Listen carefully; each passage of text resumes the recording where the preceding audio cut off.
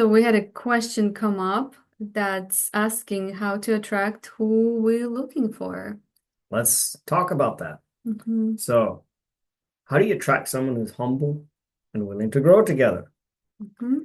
That's key to humility, is somebody Hmm. who is willing to grow and already is without you even having been in the picture beforehand to Yeah. motivate them to want to grow, right? Hmm. So, that's a good clue. If someone is pursuing growth and development and they're walking in humility and they're asking questions before you Hmm. even came on the scene, that's a sign that their why is deeply personal. Yes. Those people can be, I would say they are rare, but they are out there. Hmm.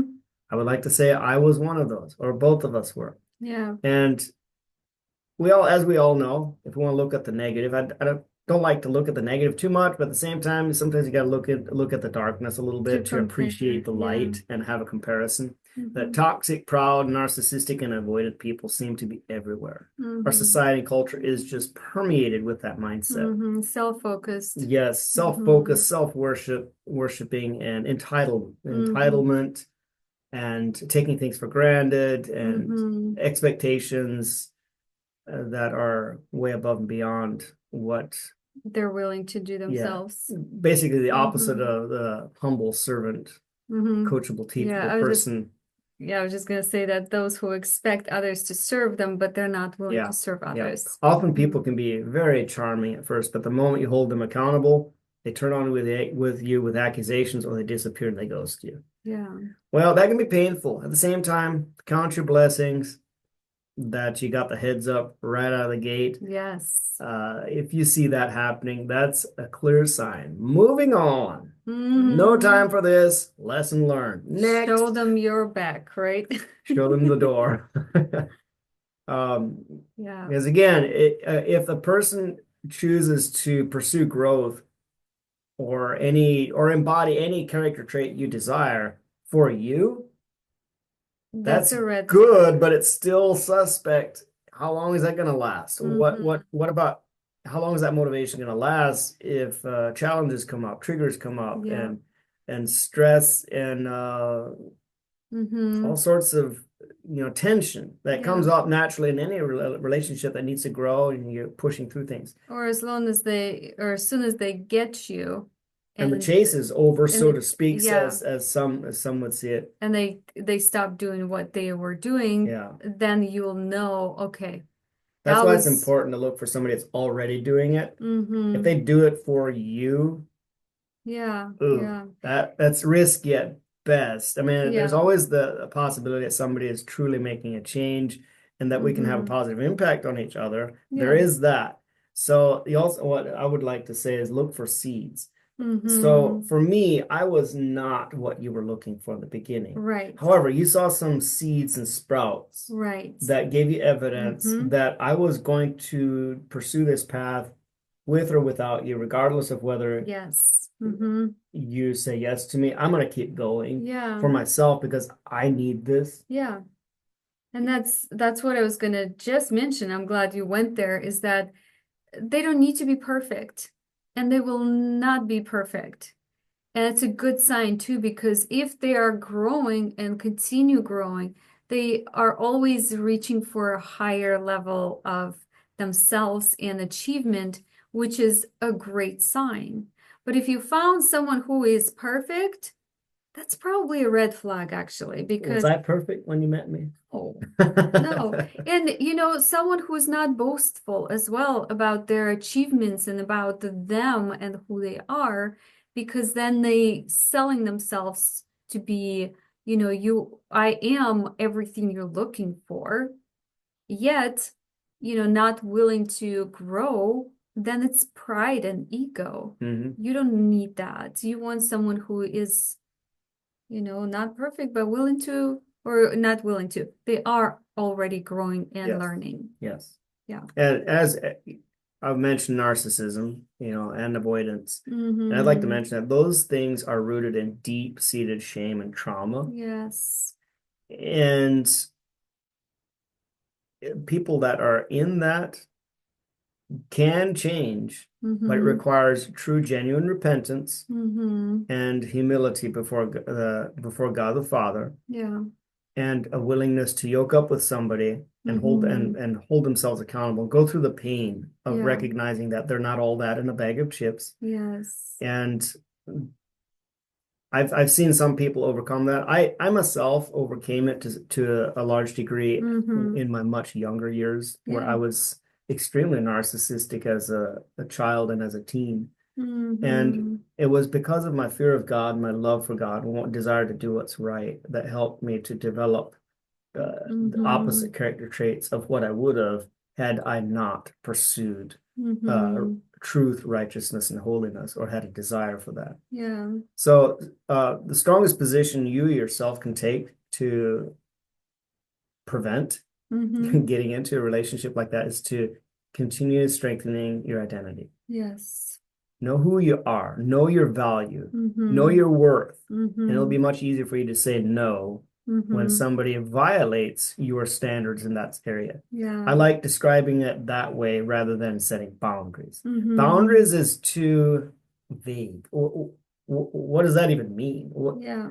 What do you do with that? Well, it has to do with identifying and strengthening your identity, your worth and your value, Mm-hmm. knowing who you are, and saying no when somebody violates those principles and standards And values. that Yeah. of who you know yourself to be. You're not Mm-hmm. going to allow yourself to be trampled over, but you're also wanting to embody the traits of being strong enough to not get triggered when somebody does violate them. You Yes. don't get triggered, upset, or offended. You don't take it You don't take personally. it personally. You're just like, Mm-hmm. that you're not, no, I'm sorry, you're not going to treat me like that. Mm-hmm. Have a blessed day. I'm Yep. moving on, Mm-hmm. and I wish you all the best. It's Yes. done with a calm, cool, calculated decision. Mm-hmm. That's that. If you can do that, that's an evidence of some serious maturity and having grown a Mm-hmm. strong sense of identity. Yes. So if you do get triggered, offended, and all that, well, then take that as a gift of something you learned that okay, I Mm-hmm. recognize I can still say no to that person. He's not going to treat me like, or he or she's not going to treat me like that. But at the same time, you recognize that that person revealed something in you that needs to be strengthened. Yes. That's a gift That's a and that's a gift and blessing. yeah. So Mm-hmm. embrace that, even painful as it may be. Mm-hmm. So, And you mentioned elsewhere, I think maybe in another video, that if you're constantly getting triggered by different people, then that's definitely something to look into for yourself and in yourself and not blame those people who triggered you because most of the time we say that people don't trigger us intentionally. We get triggered because of the wounds and agreements we created at certain time of our in our lives. yeah, and That's trigger us. avoiding people who trigger you, Yeah, that's also not helping you to right. grow. I Mm-hmm. mean, there is a time definitely to stay away from people that are hurting and harming you, Right. but that's different from triggering. Yeah, Abuse is different from triggering, okay? right. If it's abuse, you get out, get away and stay away. If it's Mm-hmm. just triggering, there is an element of, okay, this person seriously triggers me, but they're not abusive, they're not hurting and harming me, they're just triggering me. I need to deal with my triggers. Yes. So maybe I need to allow that person to trigger me so that I can reveal where my identity needs to level up. Now Mm-hmm. that's real and raw and can be And very that, difficult and yeah. challenging, but if you can embrace it and lean into that, you'll grow stronger for it. And there's freedom on the other side of it. And you're not the victim either. Yeah. You want to stay away from a victimhood by embracing radical personal responsibility without excuses. Yes. That's how you stay out of victimhood. Mm-hmm. And you can also pregame and prepare yourself ahead of time so that false accusations don't shake you. If this, then Yes. that. If Yeah. somebody says this, Yep. here's my pre-planned response to this if somebody does that or Yeah. says that. That's good. That way you don't have to make a rash decision on what to say in the moment, in the heat of the Mm-hmm. emotions. You've Mm-hmm. already prepared. Okay, if this happens, I'm going to take a deep breath and say this instead. I've Mm-hmm. already planned it, so I don't have to think about what to say in the moment Mm-hmm. when you freeze up Yeah. like a clam or say things you wish you'll regret later. Mm-hmm. That's So good. recognize that as those accusations as a gift if they Mm-hmm. stir up things in you that need to be dealt. That's an early revelation of someone's true character. At the same time, Yeah. it's also a true revelation of things where your identity needs to level up. Mm-hmm. And so attracting a humble, growth-minded partner starts with you. Yes. Like attracts like, so focus on being your authentic self. There's Mm-hmm. very few things that turn off guys and girls to each other is if the other person's not authentic. Yep. They're trying to be something so as to impress. Mm-hmm. And then they just appear to be nice, but it Mm-hmm. feels fake. You know, it reminds me back in the days, I used to hear this a lot from women that, you know, or I guess men would share about women that when you're dating, you are putting the best clothing and dressing up and putting makeup on and jewelry and all cute and your hair is all made. And then as soon as you get married, you're wearing sweats and you don't shower, you have your hair in the messy bun, and you just gave up in that. Well, that's also very deceiving. And if you do that, we also need to look in our selves and see where am I acting out of, again, to just get a person, to attract them, but it's not my normal, right? So, or if you want to be that as normal, then you need to start practicing those things and doing those things daily that it becomes your habit then. Yep. But don't do something to get a person and then after they're yours, you're not gonna continue with that. So what do we want to do instead? Yes. Because if we would just focus on what we don't want to do, then we have a vacancy too. And Yeah. then the don'ts are going to come. What you don't want to do is going to come right back in because you haven't filled it with a better thing. Yes. So cultivate, Replace it. yes, replacement. Cultivate the positive qualities you desire in a partner. Mm-hmm. Clearly identify your negotiables and Mm-hmm. engage in environments aligned with your interests and values. Mm-hmm. Prioritize healthy communication and self-love. Mm-hmm. Self-love, what does that mean? Well, you probably already should probably already be doing that pretty well. It's Mm-hmm. taking care of your needs. Like, Yeah. don't neglect your needs. Yeah. Take care of yourself. Eat Yeah. well, sleep well, Mm-hmm. exercise, move, have goals, go after Mm-hmm. it. You Mm-hmm. know, have cultivate a healthy relationship with your heavenly Father. Yeah. That's how you love yourself. So you take care of your needs, body, soul, and spirit. And as you Mm-hmm. cultivate these traits, the right person will naturally be drawn to you. Yes. Somebody who also does that. Mm-hmm. And also, as you identify your mission and vision for life, and you get to know a variety of different people, especially of the opposite gender, Mm-hmm. you'll gain clarity on what truly aligns with your vision for marriage because you Yes. have some ammo for comparison. Because you've Mm-hmm. communicated with so many people, you're going to notice that person that stands out from all the other people you've Yeah. communicated with. I love what one of our members said. He connected with 30 plus women I even and remember one that connected with 100. yeah.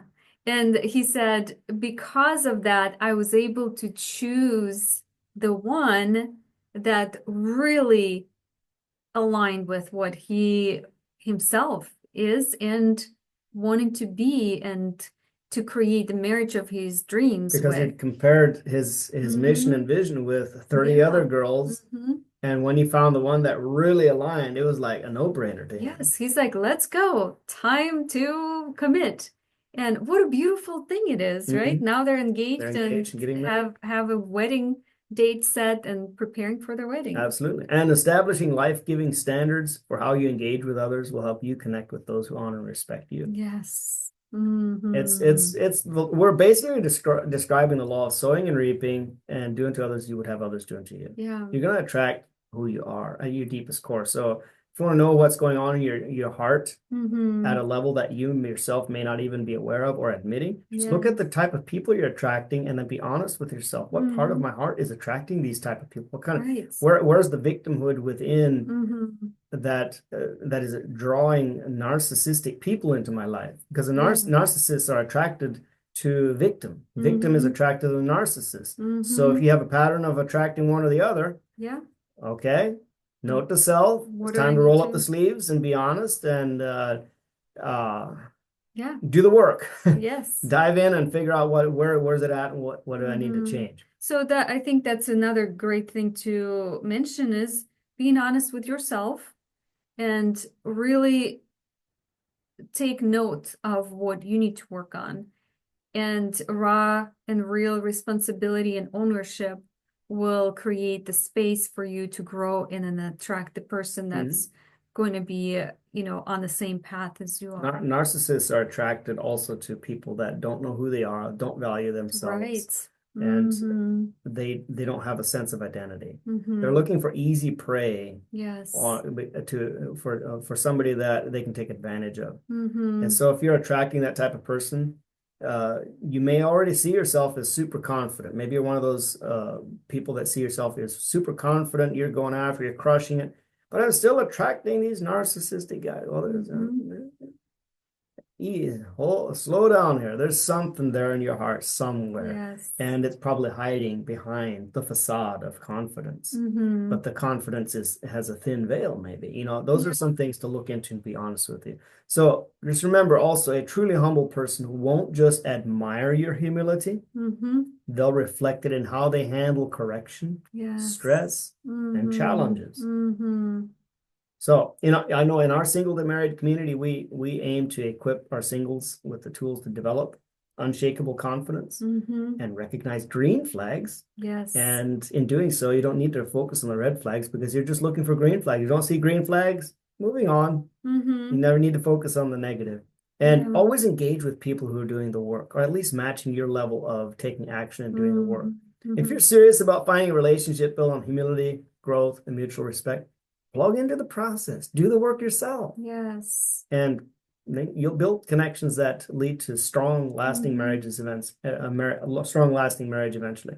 And you're creating a habit of growth together then. And you're laying the foundation of continuing to do what brought you together. Yes. So as to maintain a strong and healthy relationship and marriage. Yeah, and that's we spoke about that again and again, and in this video as well, is that you need to make a commitment to yourself to continue to grow, even though you attracted the person you desire in your life and you married to them. You need to continue growing. Otherwise, you're doing the things that we say not to. You don't want to attract something, then you need to continue to doing what you need to do. So check your why you want to grow. The why behind the desire for growth and development is key in determining whether it's longevity and whether it's going to peter out. Yeah. And it's not just about the wedding and getting married. It's about creating your marriage and staying married and growing in it together. Ask the other person, why do you want to grow and develop? Yeah. Why do you want to learn? That's a good question. Yeah. Why are you passionate about that? Yes. See what are people's why? That's a good question to dig deeper. Ask them the what questions and then ask them the why questions, and you'll unearth information that will be valuable in making wise choices and decisions in your relationships. And asking yourself the same questions. Ask yourself the same questions. That's right. Always, you see, it always starts with you, us, personally.